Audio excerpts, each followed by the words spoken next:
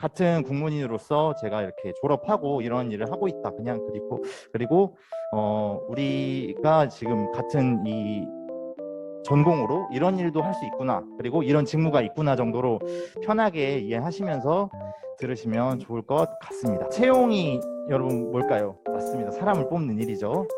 그래서 일단은 채용 담당자는 대부분 인사팀, 뭐 요새는 피플팀 뭐 이렇게 명칭이 다르긴 하는데 대부분 인사팀에 속해서 사람을 뽑는 일을 많이 해요. 그래서 인사팀을 정의해보면 기업의 목적에 따라 인적 자원을 관리하는 부서라고 해서 영어로는 휴먼 리소스 뭐 이렇게 명칭을 하기도 하는데, 인사팀을 크게 두 개로 나누면 HRM 분야랑 그리고 HRD 분야가 있어요. 그래서 나중에 뭐 인사 직무를 조금 뭐 꿈꾸고 싶은 학우분들이 있으시면 이 단어는 조금 알고 있으면 좋은 편이긴 해요.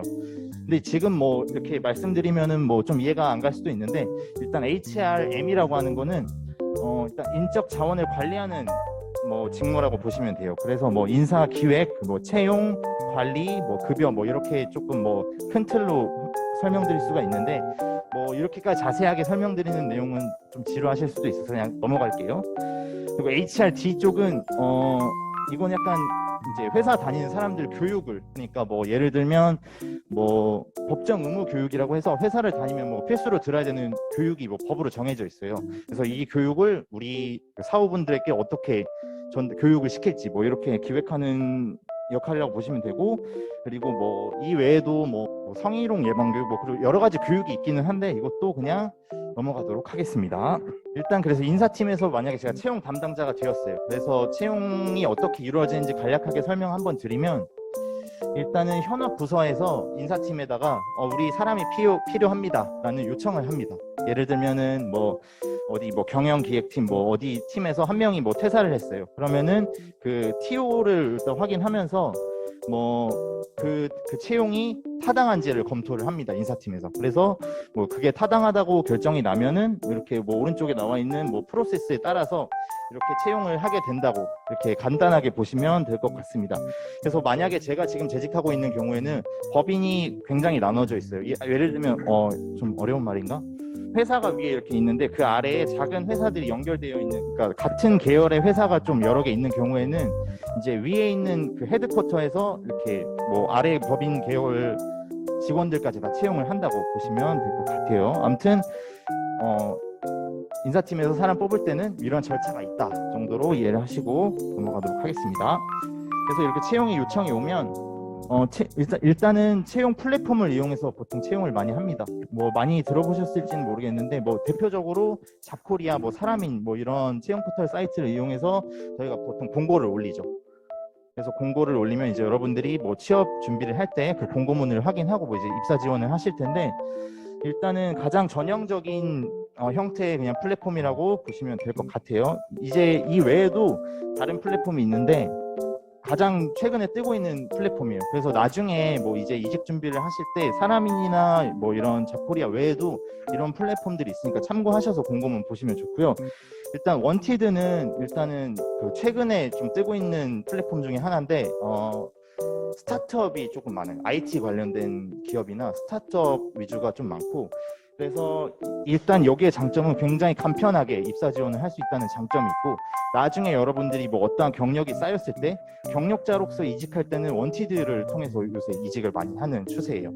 그래서 이것도 그냥 참고하시면 좋을 것 같아요.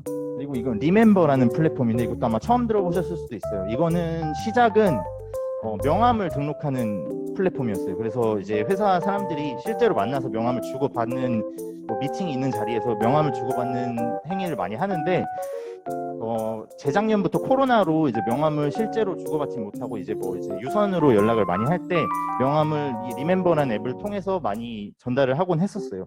근데 지금 이 리멤버 회사에서 아까 봤던 원티드 경력직 이직을 많이 하는 그 플랫폼을 보고 이런 그 플랫폼이 있구나 해서 그 명함이 쌓여 있는 데이터베이스를 이제 명함에 보면 직책이랑 직무가 나와 있거든요. 그거를 통해서 이제 헤드헌터가 이직을 제안할 수 있게끔, 그래서 이것도 조금 뜨고 있는 그 경력직 이직 플랫폼이라고 보시면 되고, 여기에도 이렇게 보시면 오른쪽에 보시면 뭐 이런 공고가 많이 있어요. 그래서 여러분들이 취업 준비할 때 이것도 참고해서 준비하시면 좋을 것 같고요.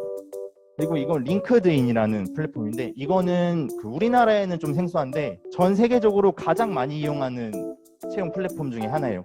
이거는 일단 기반이 페이스북이나 인스타그램처럼 소셜 네트워크 형태로 이제 이용할 수도 있고, 근데 여기에도 자신의 직무나 뭐 스킬 같은 거를 등록을 해서 채용 담당자들이 여기에 공고도 올리고, 일단은 자신이 등록해 놓은 뭐 직무나 스킬을 맞춰서 채용 담당자들이 그걸로 이직 제안을 주기도 하는. 그래서 링크드인도 만약에 여기 있는 학우분들 중에 해외로 취업을 준비하시는 분이 있다, 만약에 뭐 해외 법인, 뭐 해외 기업에 취업 준비를 하시는 분이 있다고 하면 링크드인은 꼭 아셨으면 좋겠습니다. 그리고 이거는 조금 뭐 저희 과에는 조금 좀 해당이 안 될 수도 있는데 일단은 참고로 말씀드리면, 최근에는 기업들이 인력 중에 개발자 채용에 가장 목말라 있어요. 그래서 개발자 채용을 전문으로 하는 플랫폼도 있어요. 예를 들면 뭐 프로그래머스, 점핏, 인텔리핏 뭐 이외에도 좀 있는데, 일단은 기본적으로 여기도 뭐 개발 직군을 조금 준비하시는 분들이 있다면 이것도 꼭 참고하셔야 되는 게, 특히 저 맨 위에 프로그래머스는 뭐냐면 그 저희 토익처럼 그 공인 점수 이렇게를 공인 점수를 준비를 하잖아요. 만약에 어학 점수를.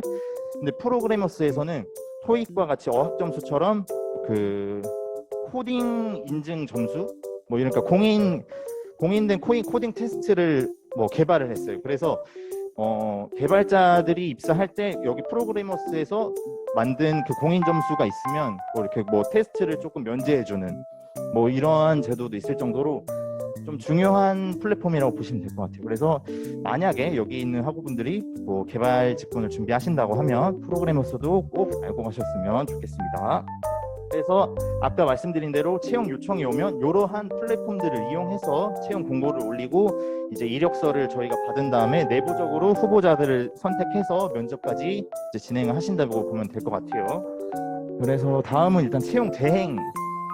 이거는 좀 생소하실 수도 있어요. 그러니까 인사팀에서 하는 채용 말고 채용 대행이라는 업무가 있는데, 이건 한번 설명드리면 일단은 A라는 기업이 사람을 채용하고 싶어요. 근데 인사팀 내부에서 채용하기가 조금 뭐 이렇게 내부의 자원이 좀 부족해서 외부 업체에 채용을 소싱을 맡기는 거예요. 그래서 예를 들면 아래쪽에 채용 대행 업체라고 한번 보면은 뭐 사람인, 잡코리아, 인크루트, 뭐 NHR 커뮤니케이션즈라고, 대학내일 혹시 아실까요, 여러분들?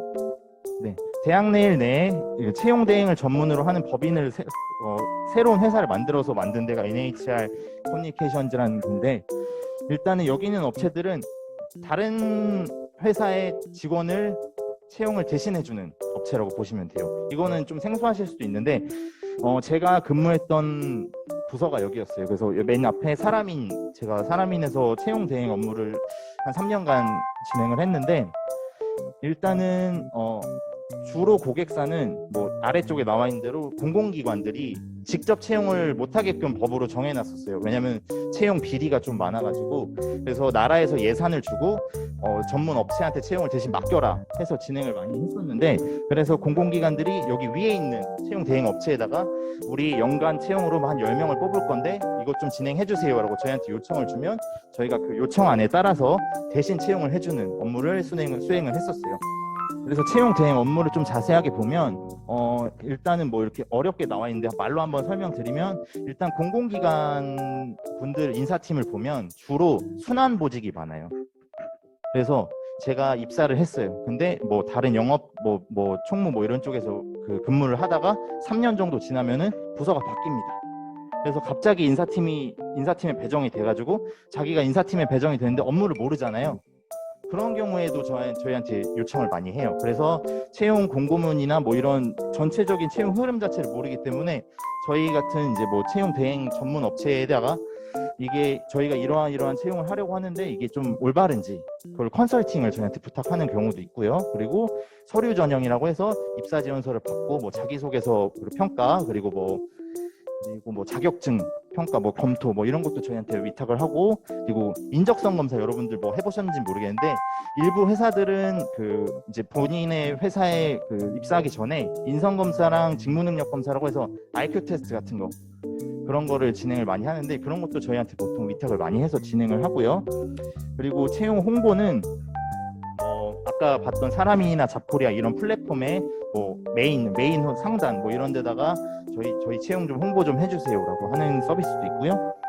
그리고 공공기관 채용에는 주로 필기 전형이 많아요. 그래서 보시면은 그 지방이나 뭐 이런데 뭐 학교 같은 데 보면 플랜카드로 무슨 공공기관 채용 필기 시험 뭐 이런 게 좀 붙어 있는 거를 보신 적이 있으실 수도 있어요. 서울에도 있고요, 천안에도 있고. 아무튼 그래서 공공기관 입사하기 전에 뭐 이런 필기 전형도 저희가 위탁을 했었고, 그리고 면접도 저희한테 위탁을 해서 면접 기획부터 면접 운영, 그리고 마지막에 최종 결과 발표까지 이렇게 진행을 했었고요. 그래서 채용 대행 업무는 아까 말씀드린 인사팀에서 진행했던 채용보다 좀 더 다양한 업무를 많이 해요. 그래서 업무 강도로 따지면 대행 쪽이 조금 더 힘든 편입니다. 대신에 보수는 당연히 일한 만큼 많은 편이고요. 그래서 일단은 그 입사 지원서를 받기 전에 저희가 일단 공고문을 보고 채용 홈페이지를 보통 만들어줘요. 저 있던 사람인에서는. 그래서 공고문 바탕으로 입사 지원서를 뭐 입사 지원 나중에 해보시면 아는데 분명히 다른 회사 입사 지원인데 비슷한 형태의 입사 지원서가 있을 수가 있어요. 그런 경우는 저희 같은 뭐 채용 전문 업체한테 이제 입사 지원서 페이지를 요청을 해서 그래서 비슷한 형태의 뭐 입사 지원서 저희가 만들어 줍니다. 그래서 이런 식으로 해서 입사 지원서도 만들어 주고, 그리고 아까 말씀드린 인적성 검사, 그리고 필기 시험 중에 NCS라고 혹시 들어보셨을까요?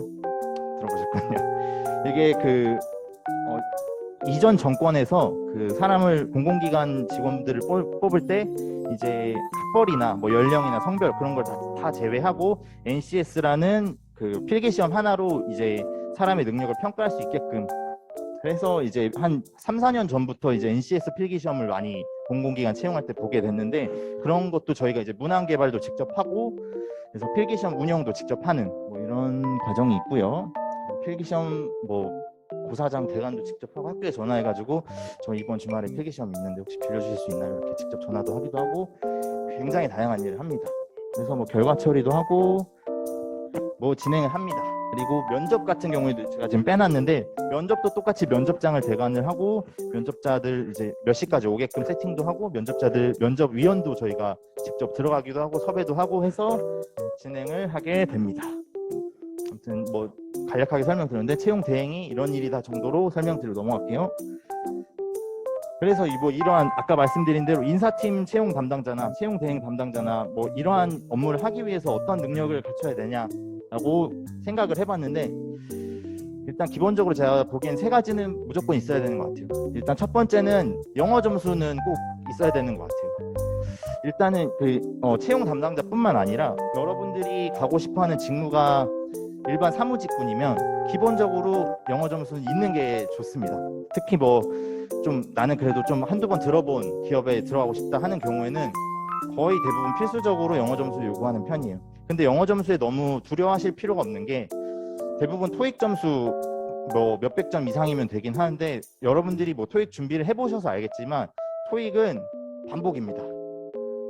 그래서 일단은 그 시중에 있는 뭐 학원에 들으셔도 되고 뭐 그냥 교재로 혼자 공부하셔도 되는데, 일단 토익 시험을 보시면 아시겠지만 반복되는 유형이 계속 나와요. 그래서 너무 두려워하실 필요 없고, 일단은 여러분들이 꼭 토익 스피킹은 아니더라도 토익은 꼭 준비를 하셨으면 좋겠어요. 준비해보신 분들 많죠? 좋습니다. 없으셨어도 이제부터라도 졸업하셔서라도 준비하시면 좋습니다.